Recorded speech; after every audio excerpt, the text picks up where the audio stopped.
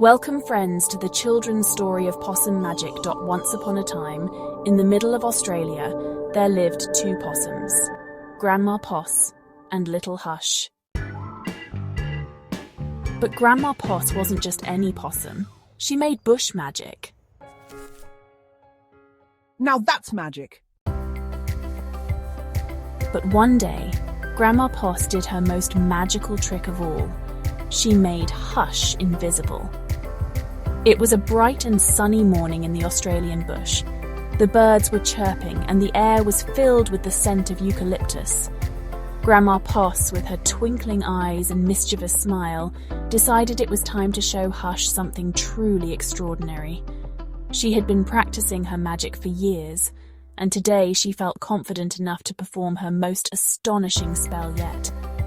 With a wave of her wand and a sprinkle of magical dust, she chanted the ancient words that had been passed down through generations. Hush, who had always been curious and adventurous, watched in awe as the sparkles surrounded him. Slowly he began to feel a tingling sensation all over his body. He looked down and gasped as he saw his paws starting to disappear. "I'm invisible!" "Whee!" Hush exclaimed, his voice filled with excitement and wonder. He couldn't believe his eyes, or rather, he couldn't see them anymore. He ran around in circles, feeling the wind rush past him, but seeing nothing of himself. It was the most exhilarating feeling he had ever experienced. Grandma Poss chuckled softly, pleased with her handiwork. She knew that this new ability would keep Hush safe from any dangers lurking in the bush. But she also knew that it came with great responsibility. "Remember, Hush," she said gently, "being invisible is a gift. Use it wisely and always stay true to yourself." But being invisible wasn't always fun. I couldn't see myself in the mirror or enjoy the sparkle in my own eyes. Every morning, I would wake up and look into the mirror, hoping to catch a glimpse of myself. But all I saw was emptiness. It was as if I didn't exist. The magical forest around me was full of vibrant colors and lively creatures, yet I felt like a ghost wandering through it. The trees whispered secrets to each other, the flowers danced with the wind, and the streams sang lullabies. But I was just a silent observer, unable to join in their joy. I missed seeing my own reflection, the way my eyes would light up when I was happy, or the way my cheeks would flush when I was excited. Being invisible meant I couldn't share my emotions with anyone. No one could see my tears when I was sad, or my smile when I was happy. It was a lonely existence. I longed for someone to notice me, to acknowledge my presence. But the magic that made me invisible also made me feel isolated. I tried to find ways to make myself visible again. I experimented with different spells and potions, hoping to break the curse, but nothing worked. The more I tried, the more frustrated I became. It felt like I was trapped in a never-ending cycle of invisibility and loneliness.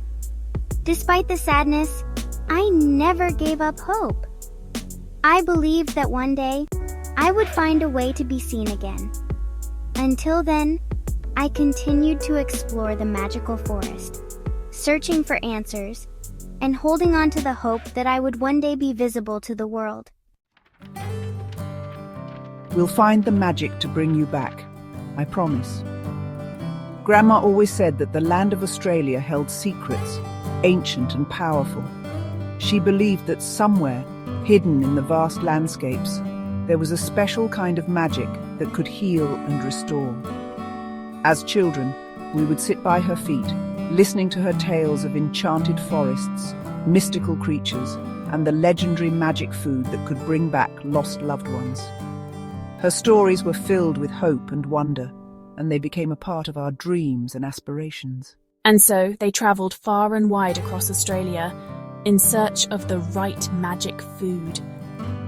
Their journey took them through dense rainforests, where the air was thick with the scent of eucalyptus and the sounds of exotic birds. They crossed arid deserts, where the red earth seemed to stretch endlessly under the blazing sun.